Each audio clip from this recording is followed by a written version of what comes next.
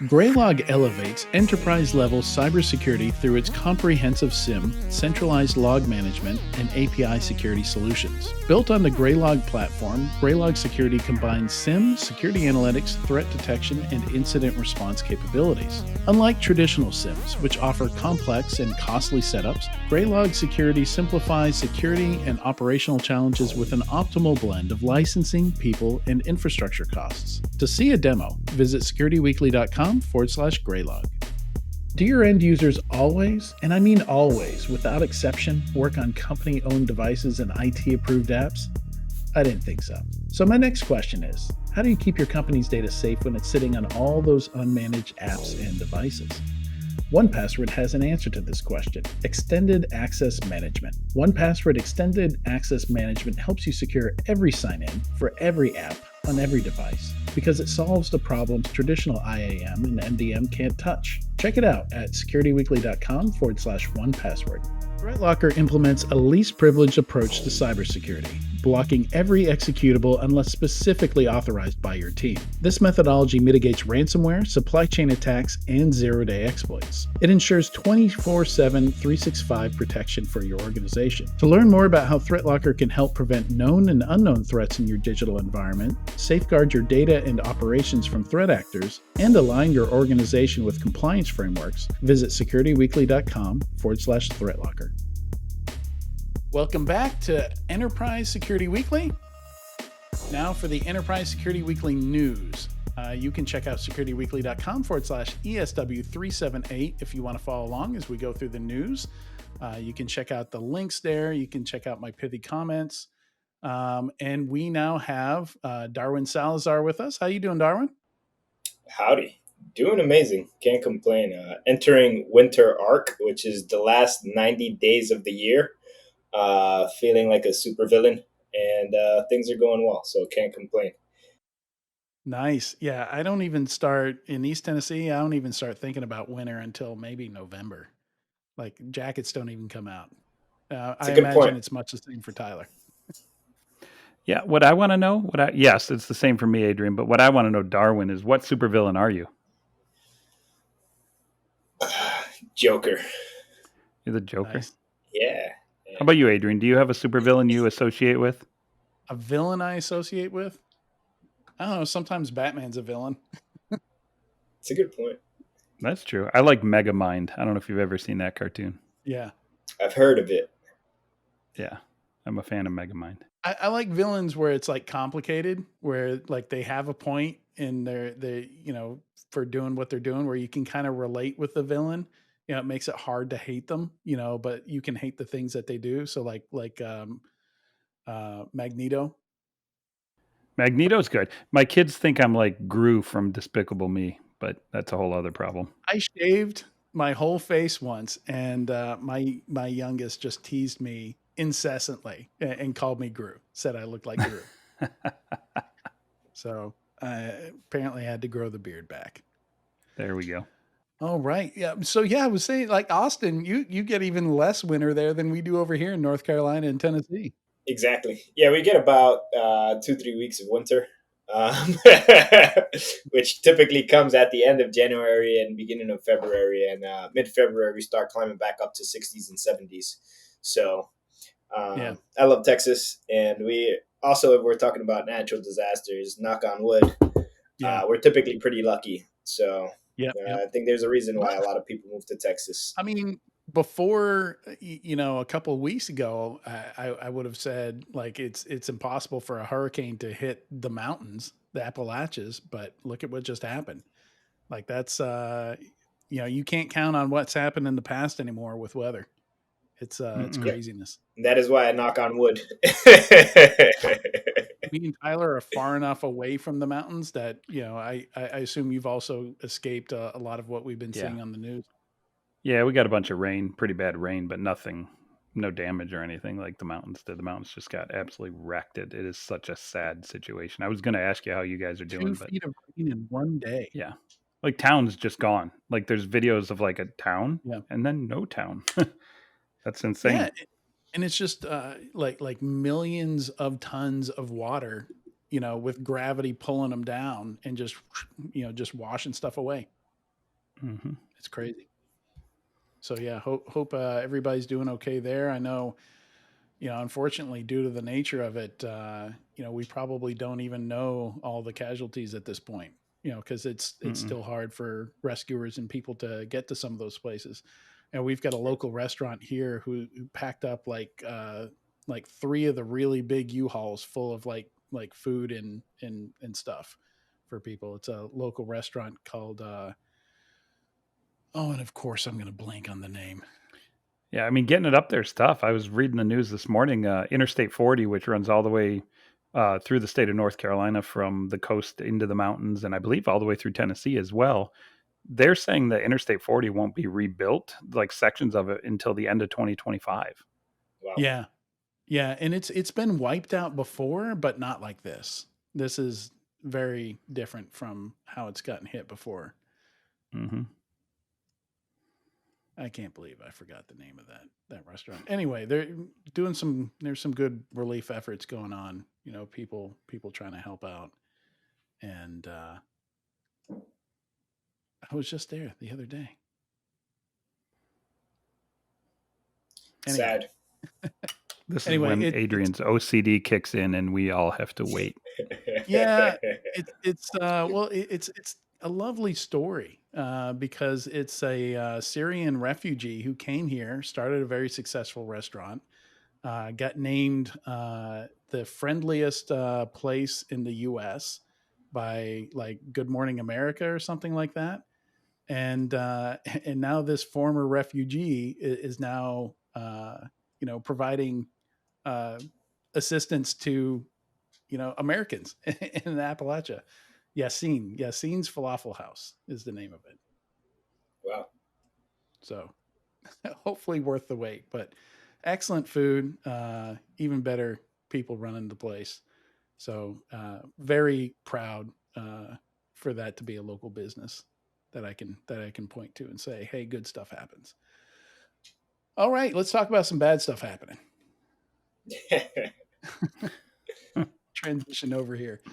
So funding, a lot of small fundings. I only included three of them here. Torq is very interesting. We're seeing a lot of automation stuff. Talked about automation in the conversation I just had with Jason Grace. And yeah, it's really interesting. A ton of API based automation stuff. I had a chat with a friend of mine earlier today who's just started up an automation company that's focused on the gap there, which is stuff that doesn't have an API. So it's like an agent you install on systems, RPA, like it'll open up a website, click things, enter things into form fields, all the stuff you can't do because either the API doesn't support it or there is no API for it. Like you've got an AS400, and you need to automate identity governance, and how are you going to do that in some of these situations, without a human in front of a keyboard? So you got to simulate the human in front of the keyboard. So yeah, Torq, even Tines, like these aren't really security companies, right? Like security is a use case for them. A lot of what these companies have built is useful for all of IT, for any kind of IT automation. So really interesting to see them pull in a 70 million Series C here, and it says double down on generative AI. Whatever. It's the automation is the important bit. I don't know what they're doing with generative AI. I mean, all these platforms will integrate with ChatGPT and all the other platforms there, but I don't think AI is really the big story in that space right now. 100%. I think it's very telling that this brings their total funding this year to 112 mil. So they've raised massive amounts of money on the heels of moving their SOAR platform closer to focusing on AI, quote unquote, AI powered use cases, which, if you look at the drop zone AI and profits of the world, this is the use case, these are the use cases that they're solving for with their automation and Gen AI powered platforms. So I think Torq is headed towards the drop zones and profits of the world, where they're automating the level one SOC analyst Hmm.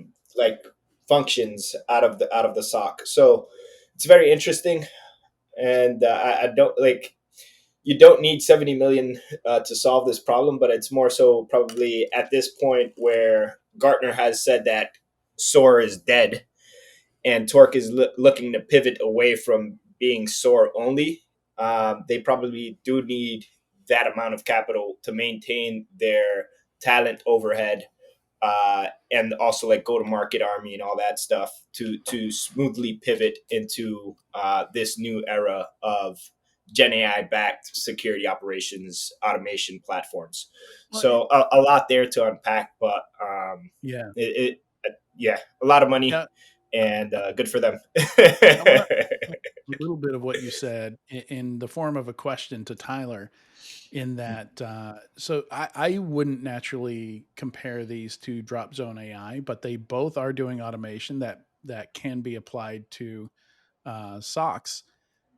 For Drop Zone AI, they've kind of hyper focused on this one use case, on specifically solving that problem for the SOC automation, automating one of the tiers of it. Whereas Torq is more of a no code, closer to what Tines looks like, no code automation system, designed to work much faster than SOAR was. And again, they're not just going after security. Security is just one of many use cases for them. So, and I've been reading up on ITDR. I'm doing something for some research for IONS there. And again, like looking at ITDR, I'm like, why is this not just a like a detection engineering pack that I download for my sim? Like, why do I need a separate product for this? So, Tyler, is what do you think from the kind of general multi-purpose tools here to these really specific hyper focused takes? What are your thoughts here? Yeah, it's an excellent question that you're bringing up, and I think it's fundamentally a business question. It's a generic platform or a generic approach to solving numerous use cases and problems versus staying hyper focused and saying we solve one problem, we solve it very well, arguably better than the use case of a platform might be able to do it. Um, it's an interesting question because I think both are valid attempts or valid business models of valid ways of building a business, right?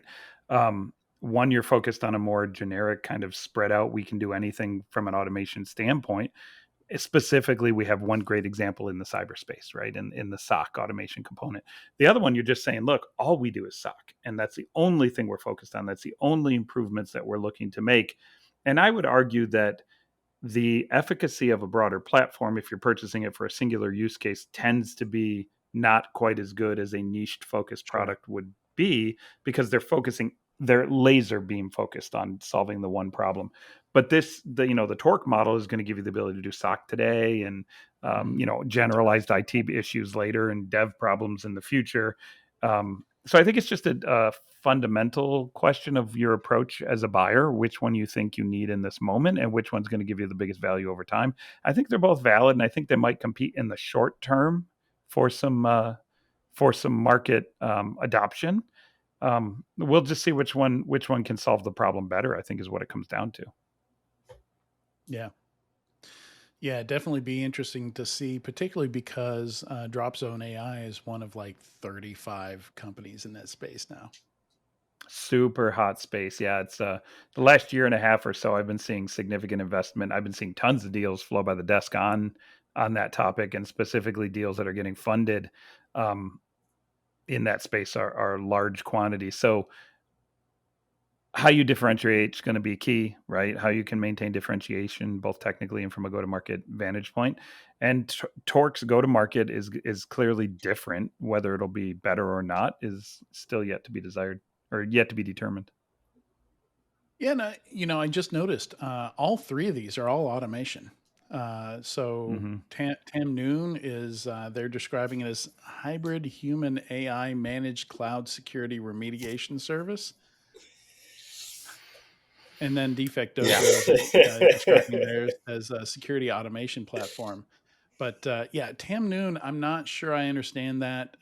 My big takeaway from RSA this year was that a bunch of vendors were saying, yeah, we're going to fully automate remediation. I'm like, I am not hearing that from your customers. Your customers are scared as hell to let anything automated touch production. So, Yeah, it's interesting. The Tamnoon messaging there. I think the reason they messaged, and maybe I'm wrong. I've only spoken to an angel investor there once or twice, but mhm, that messaging of human hybrid with AI automation is, I think, an attempt to de-risk that exact problem. Right? Is oh, we don't want all these automations happening automatically, because what if they break something else or cause additional downstream risk, et cetera? Well, we run that past a group of scrubbers or validators or whatever you want to call them, right? A human augmented component. And the idea there is that it's de-risked for the customer, right? Is we're ensuring that the problem that it's remediating and solving is correct. I mean, look, it's exactly how Veracode built their business in 2006.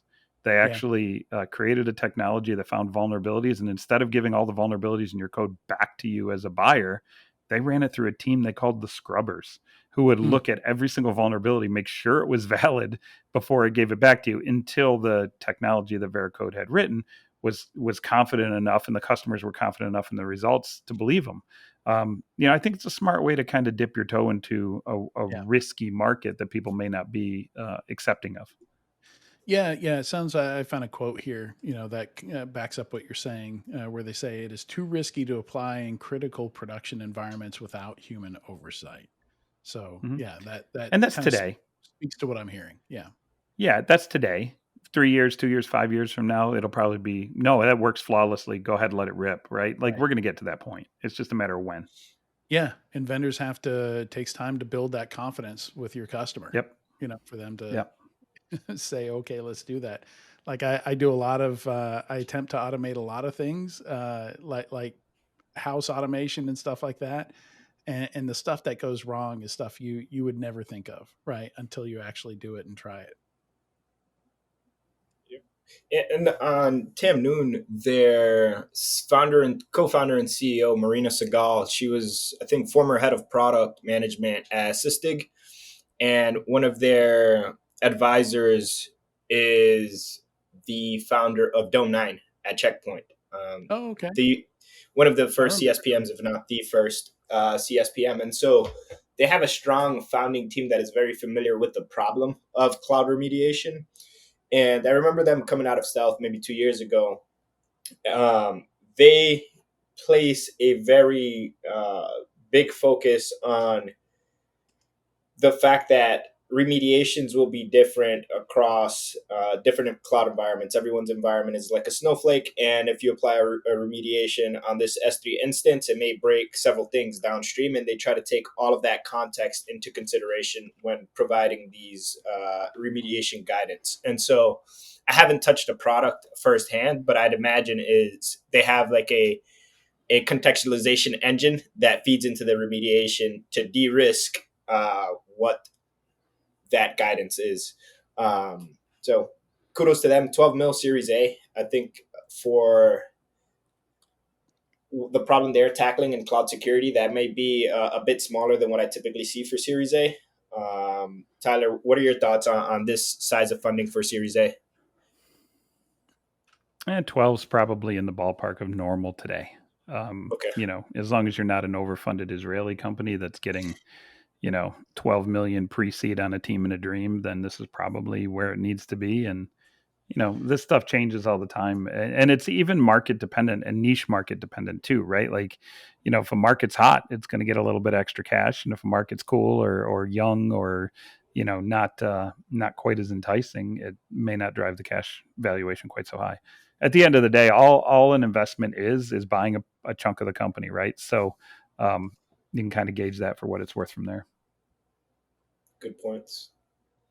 And then the final one here is Defect Dojo with a $7 million Series A. And I believe this is like an AppSec roll up. So all the output from all your AppSec tools go into Defect Dojo, and like a Kenna or a Nucleus does for the network security side of things, network vulnerability assessment stuff, CVE based stuff. They do something similar for, well, and some of those do cross over into the DAST and SAST world. But Defect Dojo, I think, is mostly focused on the AppSec side of things rather than Yeah, infrastructure. it's based on the open source project of the same name that people have used for quite a while. It's intended to grow the project faster. I think people have used it mostly because it's free, Yeah. and it does a good enough job as a free tool to at least bridge the gap between zero and I need a expensive full blown commercial product. So, they're commercializing a little bit here, and I wish them the best of luck.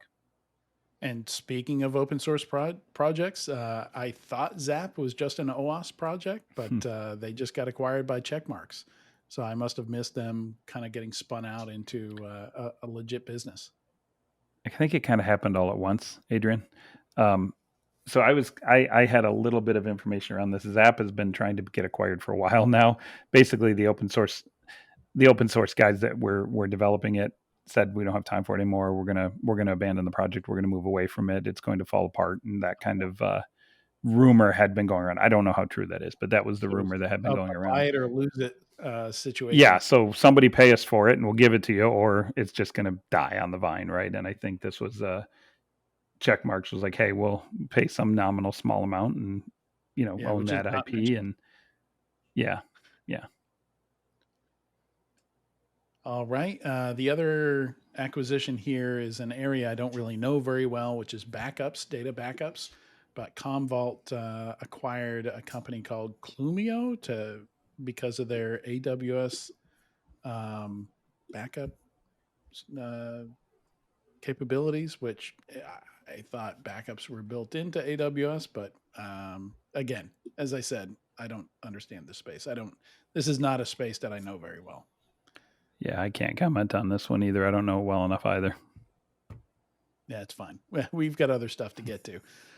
So number 4, you guys need to click on this one, and it's going to take you to LinkedIn, and you need to see the graph there that shows each metro area. So I was kind of surprised to see, and this is specifically between Q3 2023 and Q2 2024. Uh, this is Mike Prevet, who has added up all the funding here in the San Francisco metro area, which includes the whole valley there. Did not make the number one spot. Found that very interesting, and it breaks down by stage, which I also found very interesting because we were just talking about oversubscribed Series A and seed and stuff like that, and Israel versus the US, and all that data is kind of laid out here. I would love to see the raw data that fits it. So reason being, and I can reach out to Mike and get this You for think us, there's but some as outliers? you can. Well, think of it this way. What if two companies in that time range got massive Series A's, right? Like in New York, just two companies with 100 million each, right? Or 20 companies in San Francisco got 2 million each, right? So it's like you got to be careful. I would rather see this number broken out on average funding size as Or well, median? right? To have kind of, did that grow? Did the and over, has to be over X number of investments to count, right? Like over 5 or over 8 or whatever. So I think the hard part of this is knowing, like, look, Paris did 167 million in Series A. Was that one deal, one big deal of a big Paris company that's doing very well? My gut tells me it's probably a couple of deals there that made up that all of that 167, because they're zero pre-seed, uh, 18 Mhm. million seed, and 44 million Series B, which means there's probably just a couple companies that did all of that number. So I think it's still a little bit hard to really understand the impact here, the way it's broken out on this data set. But directionally accurate in the sense that New York is becoming a very important hub for cybersecurity from a metro standpoint. Yeah. Yeah, it's interesting. It's a first for me. I think back when I was last doing some research on this, I would have expected Boston to be a lot higher than it is for the U.S. Cities here. Again, I'd also stretch the 1 year here to a 2 or a 3 year window to see if it was a little bit more, or maybe trends over time. Like do 3 years year over year to be able to really understand Boston's impact there, because Boston's not as low as ninth, Yeah. right? But I mean, Boston versus Seattle Yeah. from It's a cyber really good. standpoint, like Yeah, it's a good point. There's been a lot of startups that have come out of Boston, like Cybereason, and several others there. What stood out to me from this graph was that San Francisco and Palo Alto are split into two separate entities when typically it's just Silicon Valley, and mhm. Oh, good point. those I are lumped those accumulated, together. right, or aggregated. Yeah, and then the other thing is that for pre-seed, I, Tel Aviv had 0 million. Hmm. So they just don't do pre-seed, I guess. Yeah. they don't do pre-seed in Israel, right? So, or they stay in stealth, Yes, and and you they know, bundle it into seed. That's why right? if you look too, the Tel Aviv number is like what 6 times or 4 times the second place seed number, Yep. right? It's like 4 to 5x the second Yeah. place seed number, because they take in way more. They stay in stealth a lot longer. It's just a different growth style there. So Well, I don't know, the pre interesting data, but I don't know if you can tease out too much and information there's from it. probably some missing data here as well. So another thing to keep in mind also. Why would you break out? Great point, Darwin. Why would you break out Palo Alto? Like that is one town in the Bay Area. That doesn't make any sense. You could break out Palo Alto, Cupertino, Redwood City, San Yeah. Francisco Yeah, proper. Like, it's North San Francisco and South San Francisco, right? I mean, you could say San Francisco proper and then rest of Bay, sure. But Right. why would you even care? Like, that's all one thing. That's all one ecosystem. Yeah. Yeah. Agreed.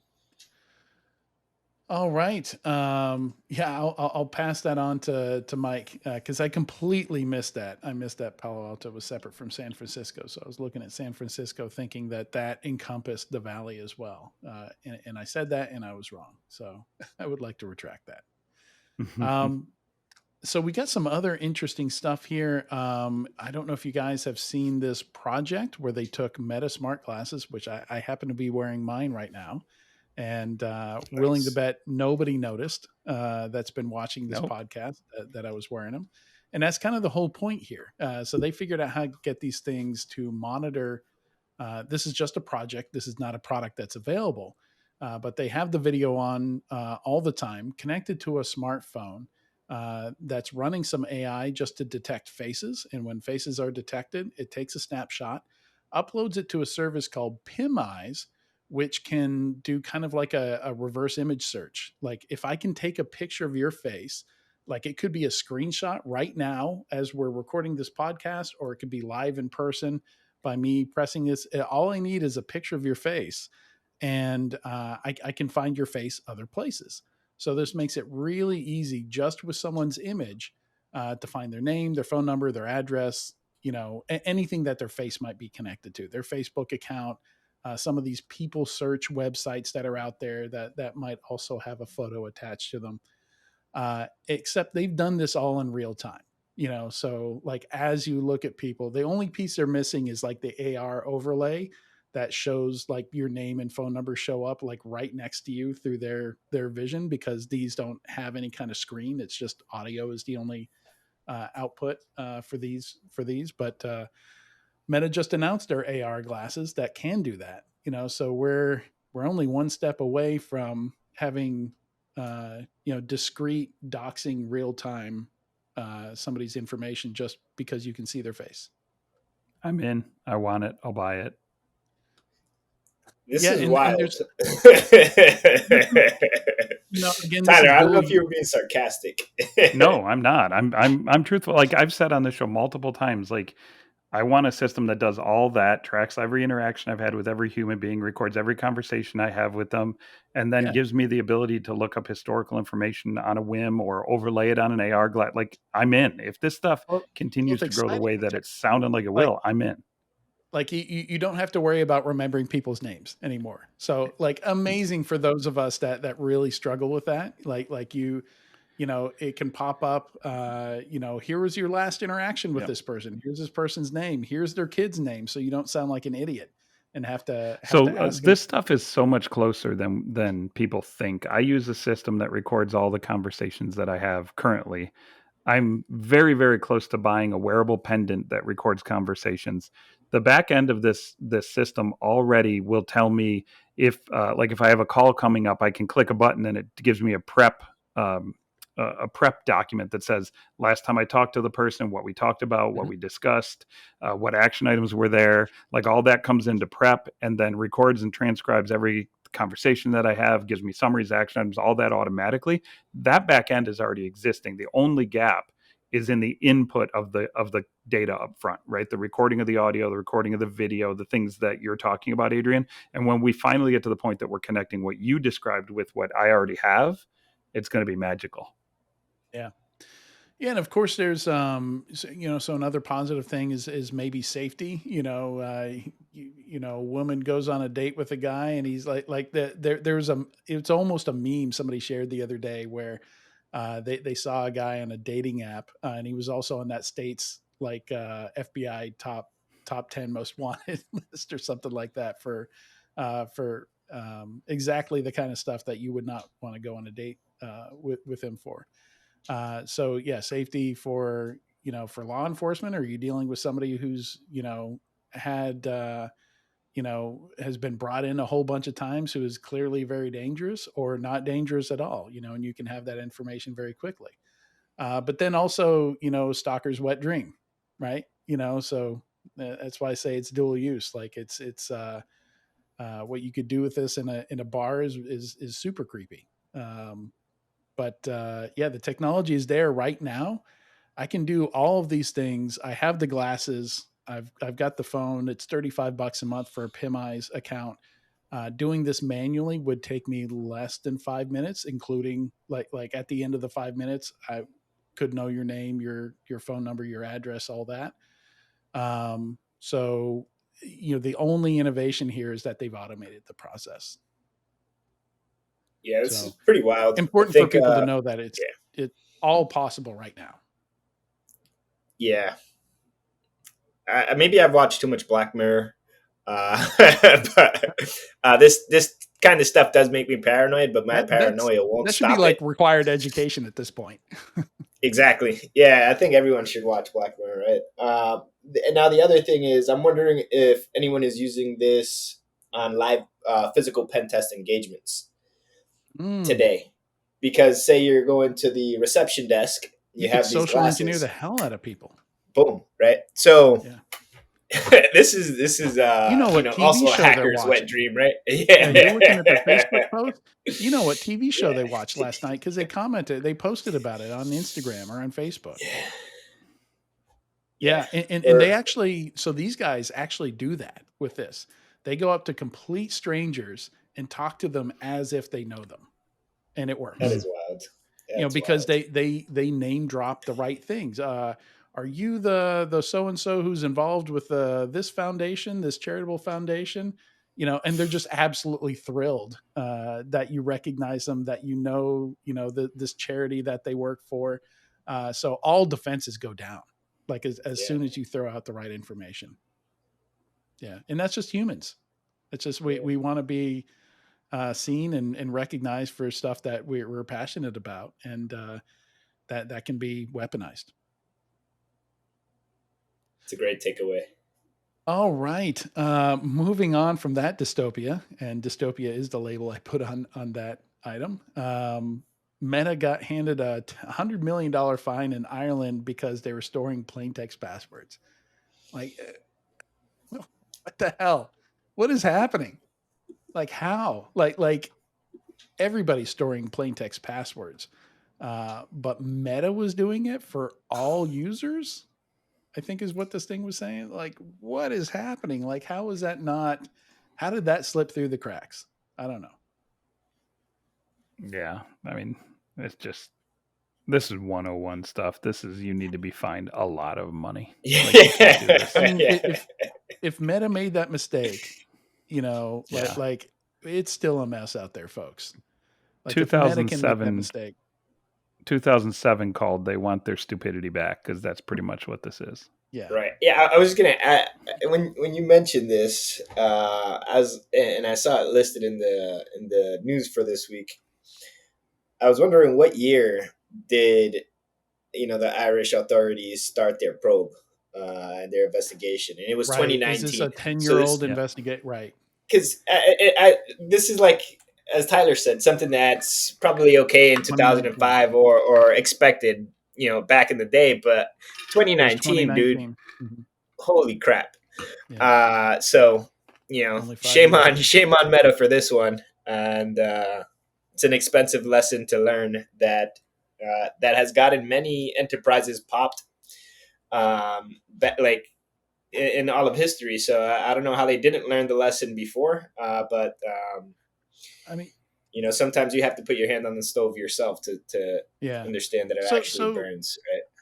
I mean, scale is tricky, right? Like I'm sure Meta probably has millions of machines in its infrastructure and tons of places that things can go unnoticed and the verbiage here suggests that it's not like the main database for all Instagram and Facebook stuff. It says uh, uh, for some social media users, so it could have been something where an unencrypted backup landed somewhere, but you know passwords should never be plain text anywhere, right? They should be immediately just turned into hashes. Like they shouldn't exist, period.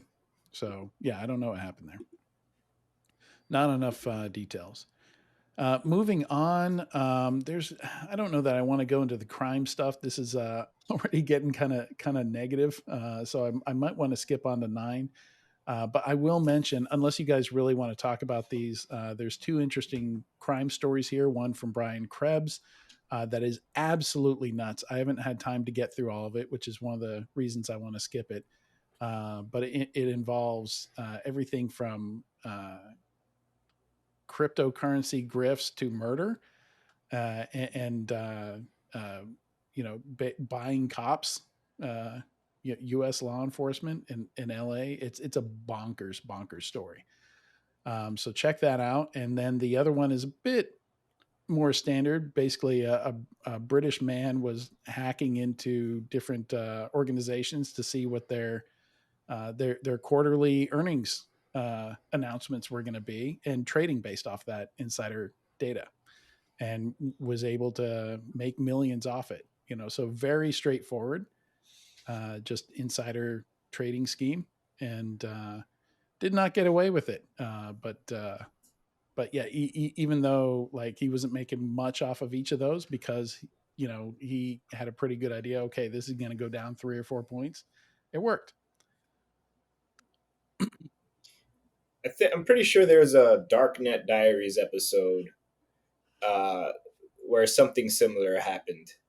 Mhm. So this is, yeah, I don't know if it's the same story. This one seems to be pretty recent, but it's not new. And Oh yeah. insider trading is, you know, like it's not taken lightly in the States or within any of the stock exchanges. So um, this is interesting story for those like mystery crime types, folks that like to go down those rabbit holes, and I'm one of them. So I'll definitely be digging into this one. Yeah. True crime. Exactly. So next one here is from sometimes emergency co-host Guillaume Ross. It's a blog post on Jupiter One, and it is absolutely hilarious. Um, it's titled "Marketing Wouldn't Let Me Call This Before Preaching. Stop Punching Yourself." And so it's kind of a bit of a rant about October being Cybersecurity Awareness Month, and saying, "Hey, if you're doing one of these 4 or 5 things, you're not allowed to preach about security awareness." And it's a very funny post. A lot of great links to different things here. Stuff like password expiration, making people change their password every 90 days, not letting people paste passwords into password fields so they can't use their password managers, not providing password managers to employees, weak or no MFA, your HR department sending emails that look like phishing emails, laptops where you're not allowed to connect to hotel or airport Wi-Fi. A lot of good stuff. Just classic, like, we should not be doing this anymore. Yeah, if you're still doing this stuff, fix your stuff before trying to tell other people how to do things. I think it's just a cute anti-cyber awareness month post, right? Yeah, Because like, they just twisted it a little bit to be an anti-cyber awareness month post, but it's still a posted cyber in awareness. cyber awareness month, Yeah. achieving cyber awareness, right? So it's kind of like, It does stand this out. nif. Yeah. Yeah, I mean, it's cute and it's unique and it's a little and different, and, and and the I love the marketing wouldn't let me do this, but I did it anyway because I have yeah, admin on HubSpot, and I changed the title. That was yeah, cute it's too. cute. Yeah. Um, so AI indigestion, this was interesting, and it's not really definitive, but basically some studies have been done that show that people feel like things like Copilot, for GitHub Copilot, are helping them, but the actual studies showing actually it's not. Your output is no better than it was before, and it's more buggy, and it's got more vulnerabilities in it. So I think we get a long way to go, both on doing studies on this stuff, and because AI, could be completely different 3 months from now, or 2 months from now, or next week. The quality of this stuff could change night and day too. But yeah, right now it's very um, indecisive, whether or not these coding assistants are really going to help. And one of the points is that, writing the code isn't the hard part. It's figuring out what code to write, doing the design work and stuff like that, which these tools don't really help with. I think we're just early in the life cycle of the tools, guys. Like, you know, if we just think about writing, generic Yeah. content creation and writing, it's these tools are a massive boon to that. What's the difference between writing English language, or any language for that matter, and coding? Like, it's literally a syntactical Yeah. representation of some kind of context, right? And I think you make a good point that the design aspect of it still has to be achieved. Although I would make the argument that you could even use some of these tools from a design vantage point, Yeah. where plain language results in more pseudocode esque design, which can then enter prompts to then create actual code. But I think it's just the immaturity of the technology more so than it is, Yeah. um, Could be. that the Yeah. technology will never achieve. It's just still too early. Yeah, one of the points is, well, I still have to review the code that it spits out, and the amount of time it takes me to do that, I might as well have just written it myself. Nah, I disagree with that completely. Think about that. How often would you rather write from a blank page versus reading something that somebody else wrote and editing and make sure it's accurate? I'd rather do the latter all day long, to the point where most of my content creation begins with me going to ChatGPT or Gemini or Notion AI and going, give me a bunch of brainstormed ideas on topic X. Okay, great. Now give me an outline that I'm going to tweak and modify. Like, you switch from creating raw to creating prompts that get you to what you need, right? And so I think this is just a timing thing. Yeah, I think the article by Grant Gross here for CIO.com does a good job of showing both sides of it. Because there are definitely some fans and not so much throughout this article. But yeah, it's just what people are saying that he interviewed in this thing. So very Yep. much all over the place, I think, and some of that could be accounted for by different tools. They mentioned at least 3 or 4 different programming assistant, AI assistant tools here. So it could be the differences in tools or how people are using them. There's a lot of factors here. Yep. So worst practices is a section I've got here. NIST continues to double down on trying to get rid of some of the worst password practices. They've come out and said, we just mentioned it from Guillaume's article here. Stop making people change their password every 90 days. They're just changing the number 1 to the number 2. Forces them to have a pattern, and it's just good seeing NIST kind of double down and clarify some of that stuff. So hopefully we can drag everyone into the future along with that. The question I have when I read this one is like, to what end? Like if we say, hey, stop requiring 80 character passwords with 14 different uppercase, lowercase, number, special character, whatever, right? If we lower the complexity down, can't we almost force in some degree biometric and 2FA by keeping the some of the negative repercussions of password management in play? Meaning, if I could switch over to biometric on my phone and never have to enter a password again because I'm biometric, touching to get it to work, okay, leave it as 30 character up, lower, mixed, Yeah. special character, whatever. I don't care. That's fine. And Yeah, 'cause so are we kind of shooting ourselves in the foot when it comes to being a forcing function? Yeah, because we're not just focused on passwords anymore, right? We're not Right. just reliant on the strength of the password alone. Yeah. Yeah, Yep. I mean, If scanning, password was all we had, I agree with the NIST yeah. commentary completely through and through. Like so much garbage out there and password requirements that just make it awful and unusable, right? Um, But but there to are what end? still That's my question. still a lot of places where MFA is not enabled by default or not even possible in some places. Um, or offered in some places, I should say. So I think we're still depending on passwords in a lot of places, a lot more places than we'd think.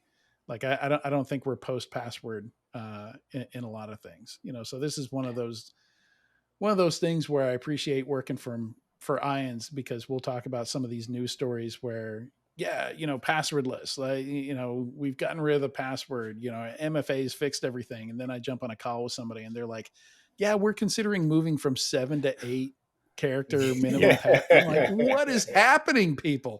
Yeah. What is happening? What year is it? But it's Yeah. still out there.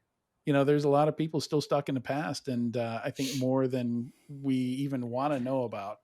That's just But that you bring ancient. up an interesting point, Adrian. Like, let's say you take that call and it's like, hey, we're thinking of going from 7 to 8 and adding special characters and uppercase, lowercase, and you're like, stop even thinking that way.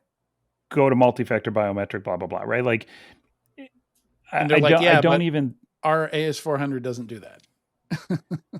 Yeah, I guess. I It's guess like, there's yeah, always we would edge do cases that, to everything, but but to there's do edge that, cases to everything, yeah, right? Like you can come up with edge cases to any safety requirement at some point. Like, what if my car goes into a lake and I drown because I'm wearing my yeah, seatbelt? Does that mean I shouldn't wear the mhm, seatbelt? Right? There's right. always edge cases to everything, and you can't. I don't know. You can't cure stupid, right? And so at the end of the day, I would rather see us stop talking about passwords at all and Yeah, just say just go to the right solution. And if your AS400 can't handle it, then that's that it's a one good edge point. case that you have to figure out And the it's fix for it.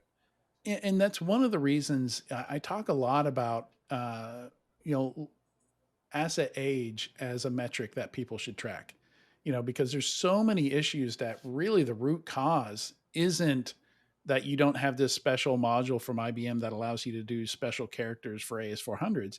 It's that, you're still running 4 generations behind on AS400s, or Yep. maybe you should move off of the I series IBM stuff altogether, and go to, cloud stuff.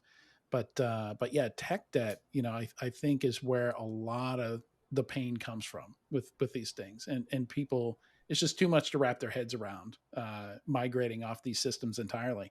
Like when Delta was talking during the CrowdStrike thing, about having to manually uh, enter BitLocker keys for 40,000 Windows servers. I was like, why do you have 40,000 Windows servers? Why are those not containers? Right? Yep. It's like, that is madness. There's your problem. There's your main problem right there. You shouldn't have Mm-hmm. 40,000 Windows servers.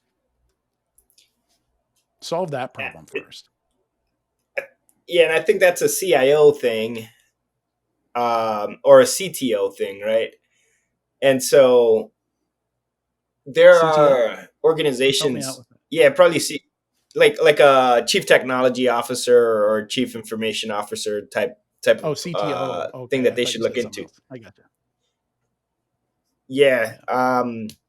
Now, the one thing that I wanted to bring us back to on this new NIST password guidance is that it's open for comments and feedback. up until October 7th. So if you're listening to this anytime before October 7th and you feel strongly about the new password requirements or updates, you can reach out to NIST at comments@nist.gov. But definitely interesting that there's a lot of new technology that's allowing us to move away from passwords and go passwordless. And a lot of great vendors tackling this problem. And so it is interesting to hear your kind of like excerpts or testimonials of what you're hearing on the IANS calls, Adrian. Interesting. It is October now, so I can tell you a scary story. It's a really quick story. Physical Go for RSA it. tokens still exist. Probably within government functions, right? Or are you still seeing this in Mostly, enterprise? probably. Yeah. Okay. I think the last time I saw him, which was at InfoSec World, like only 4 years ago, there was somebody there who had a key ring with, I shit you not, like 12 RSA hard tokens on this key ring, because they had to have separate ones for each like branch, each department that they contracted with. And they had to be available while they're at the conference, so they're carrying around this key ring with these 12 RSA hard tokens. It was nuts. Yeah, moving on here. So I was made aware of a podcast that Bryson Bort and Arsnake, Robert Hansen, did back when we heard about the CyberStart stuff, and there was that Kaskalitech article. So I just watched that last night, and it's a really good watch, a really thoughtful watch, and it's they're very careful about what they're saying, because it's a lot of this is not confirmed yet. A lot of it's rumor. I've privately talked to a lot of people that say yes, 100%, this is going on to some extent. I just don't know how big it is. And the new thing I learned about is that there's a VAR angle in here as well, where this is going on between VARs and buyers as well. So really interesting, something that needs some more sunlight. There needs to be some more transparency here. Otherwise, I think it can hurt the industry a lot. If this one's is really super tough, Adrian. We talked about it the last time it came around from a news cycle vantage point. Like, it's so detrimental to bring it up in many circles because you alienate all these people that are doing it. They don't want to talk to you anymore, right? They don't want to do business with you anymore. You risk being ostracized from so much when you out some of the stuff, right? And so it's just a very difficult situation where whistleblower approaches might be required for it to actually be illuminated, right? And so we kind of went into detail on it, but you actually made a comment on the post that caught my eye, and of course now I closed it. Do you remember what it said? Hold on, I'll get there. It says, I'm looking at it, but I'm not sure what you. Yeah, it says it seemed like a half a dozen other journalists were rumored to be working on stories about this, but we haven't seen anything since. Was there nothing there? Were journalists actually silenced, which I found intriguing. I never thought about, well, maybe they just take a little payoff and shut up and stop researching it, right? Like, that's a reality in this type of situation as well. I don't think that's how they would. I think they would handle it with lawyers, not with bribes. Or that too. Okay, you make a good point. But then what really caught my eye is that the original calculus story now returns calculus tech story now returns a 404.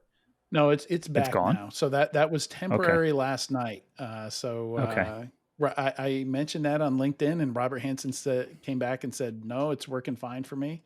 And I went back and checked it, and it is working fine for me. So I don't know what happened last night, but it was a 404 last night. Yeah, I think at the end of the day, I think when we first talked about it, I said you'll likely never hear of this again because there's just never going to be, unless we find or someone finds a literal smoking gun as an email that says, if you do this, you will get this much money. It's not a gun. Unless it's a spreadsheet. There's a spreadsheet. Well, Yes, but did they get paid? Did it actually come back? Like, it's not quite smoking enough. The gun's there, but there's I don't no know. smoke coming out of the barrel. So it's just close. It's Maybe. really close. Yeah, I mean, And think of yourself though as a business too. Let's say your CISO did this unethical stuff, right? Got involved in this. Do you want anyone to know when you fire him the reason why, or do you guys part ways mutually? Reasoning part ways, right? Like you don't. This whole thing is going to get buried because there is just so much incentive to not talk about it because it's so easy to get. Yeah. It's so easy to get yourself in trouble. Yeah, and but the potential damage of this staying behind the scenes and invisible, like we could have entire companies, entire categories of security products where there's no real buyers, there's no real value behind there, and it's just all money shuffling around, and You're never and going to know. I've seen that in many cases. I've seen acquisitions where companies had 3 customers, 16 customers, and they're all other portfolio customers, and just all this faking the revenue stuff going on. Where You're there's never going to know because there's the so much incentive not to nope, put the spotlight on it. yeah. My 2 cents on this one is that the truth always prevails and the truth always comes to light. What is the truth? We don't know yet, and I think time will tell. Yeah, I mean, If not this year, it can't grow too, like, how many people can know a secret? What's the right? limit? Right. Darwin, my friend. The youngness, the young man, his commentary there. The truth shall prevail. No, it won't. Not always. Well, Skeletons remain buried all over this planet, all over the business world, and this could be one of them that just remains buried. I agree, but when there are folks who either suffer harm or get put at an unfair disadvantage for I, whatever reason, then I they're think it's more likely to speak up about it, right? Yeah, So, I think it's the people who are adjacent to it, that right. blow this open. The people who Have feel to. harmed by proxy, like they don't want to be associated with that. Like literally, I'm talking to people. They're like, I have no idea why we own this product. Nobody's using it. We've never done anything with it. I don't know why it's here. And then I read this article, and now I know why it's here. Yeah, Or I think we don't hear about this ever again. This is the last time we talk about it. Yeah, the fact that there's nothing yet. Yeah. Yeah, I don't know. But Sad. I'm sad to say that, by the way, Darwin. I wish I was as positive as you are on the commentary here, but I just don't think we hear about it again. yeah. yeah, and it could be. We'll see. There are Yeah, hurricanes in we'll the see. Hurricanes in the mountains. You never know what's going to happen. That's right. Yeah, anything. yeah.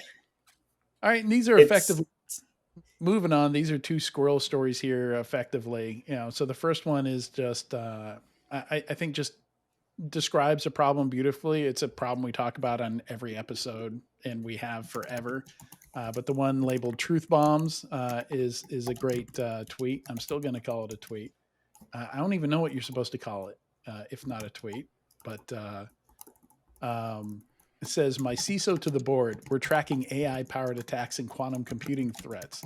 My board and Rect, which is the handle of this Twitter account. What is security architecture working on?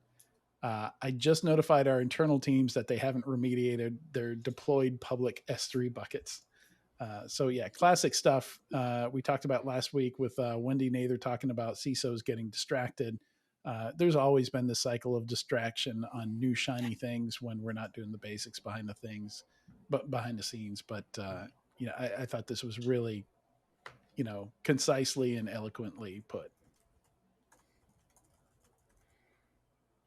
100%. I think it's easy to have the shiny object syndrome, but as a CISO, it you have to be forward looking at what risks are on the horizon, but also internal facing on what risk exists within your 4 walls, and how do you better support the business to enable them to bring in more revenue, whatever the case may be. And so it's a very fine line, and it kind of requires CISOs to be forward looking and thinking about like how do we secure AI, or what is agentic AI? Is there anything that we could use agentic AI for on the security side of the house? And even as a CISO, you have to be curious about the technology, and so it's tough.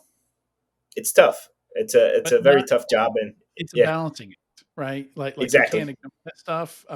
Leadership is going to ask you about it. The board's going to ask you about it. You got to have an answer prepared for them. But you can't be distracted to the point that the basics never get done. 100%. Yeah. And our squirrel story here is not it. Well, more of a sheep story. An 81-year-old Montana man was sentenced Monday to 6 months in federal prison for illegally using tissue and testicles from large sheep hunted in Central Asia and the U.S. to create hybrid sheep for captive trophy hunting in Texas and Minnesota. It's a mouthful, but yeah, I didn't know casually cloning animals was a thing. I didn't But know I'm it was pretty illegal. Yeah, I think it's illegal most places in the world, and it's. I mean, it's been done for so long. Like But so when was the sheep first cloned in Ireland or something like that? Dolly, that was the 90s. so I have a question though.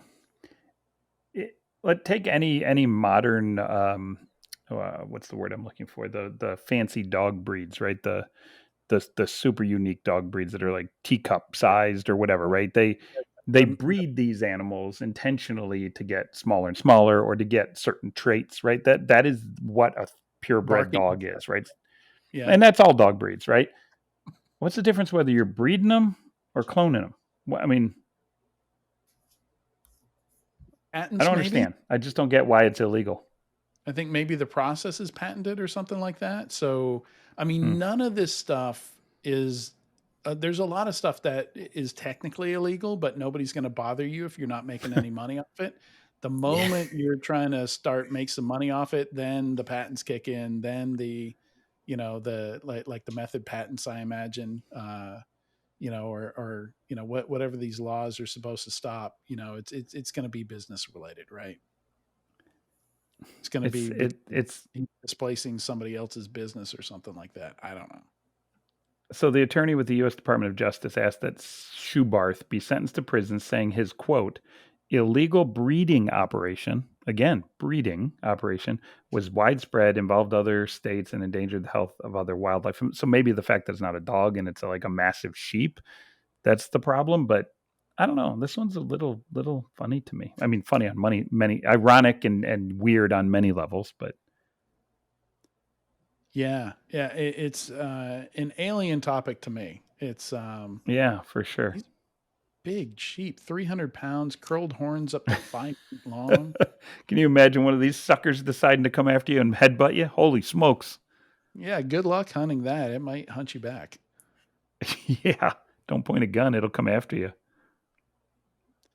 Yeah, yeah, this I don't is really have an answer for that. bizarre. I don't know, but it is well, and that's why I Squirrel put it in. story of the week.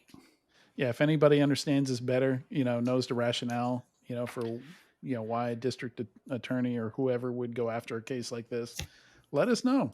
Next week, guest number 3, cybersecurity expert on sheep cloning will be our guest. Come check us out here on ESW. Yeah, we're gonna pivot just a little bit. And actually, a final squirrel story I want to take us out on are some coffee recommendations from you two gentlemen, since we were That's talking right. about it for the audience here.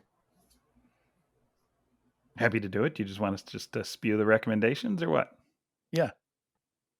Okay, so mine's kind of probably pretty boring. I would love to know the comments of whether you've tried this one or not, because according to Darwin, he informed me that it is one of the, if not the most ordered Amazon coffee. I'm a big fan of the Lavazza Super Crema, which you can get on Amazon.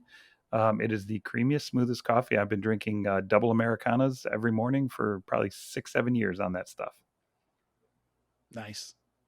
And Darwin, Nice. you got any Yeah, recommendations for us?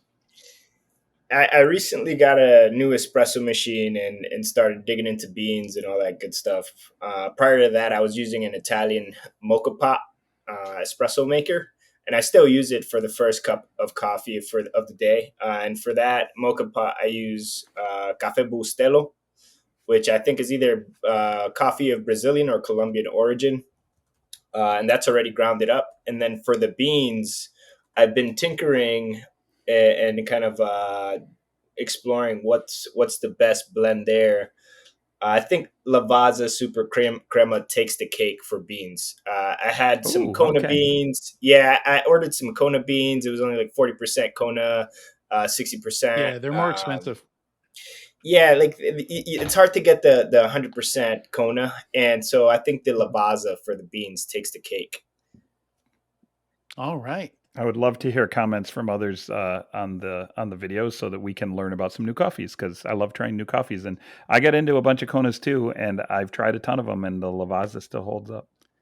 We're not going to have an affiliate link, but I'll add the link to the Lavazza to the Amazon order page in the show There notes. you go. What have you been drinking, Adrian? I think Illy, right? Yeah, so I'm finishing up one of my favorite whole bean coffee brands. I grind coffee every morning with a hand grinder to help me wake up. So it's kind of like a physical interaction thing, hearing the sound of the beans Psycho. grinding. I enjoy doing that. And I've been using Kicking Horse Kick-Ass is the particular roast. It's a dark roast from Kicking Horse, which is based in Edmonton, somewhere in the northern, Great Northern U.S., also known as Canada. But yeah, great coffee from Canada. Highly recommended. Bought it for over a decade, and just got a bag of it for the first time in a while the other day. So I can include that one as well. There you go. Well, thank you both, Tyler, Darwin, for joining me today. It's been a lot of fun, a lot of interesting stories, some of which we understood better than others, some of which were in our wheelhouse, and sheep's maybe not as much, cloning not as much. Certainly one of the funner episodes that I've been on. And Tyler, please don't go off cloning sheep, man. I'll try not to. I still don't understand why it's illegal, but I'll try not to. Yeah, don't find out. Right. And let me bring up my notes here. Thanks to everybody watching or listening today to this week's episode of Enterprise Security Weekly. Next week, we're talking to Ben Siegel, founder and chief community officer of the Cybernest. And we're talking about SaaS security research with Aaron Costello from App Omni. No sheep cloning specialists scheduled yet, but show up next week. Who knows? Who knows what will happen? See you then.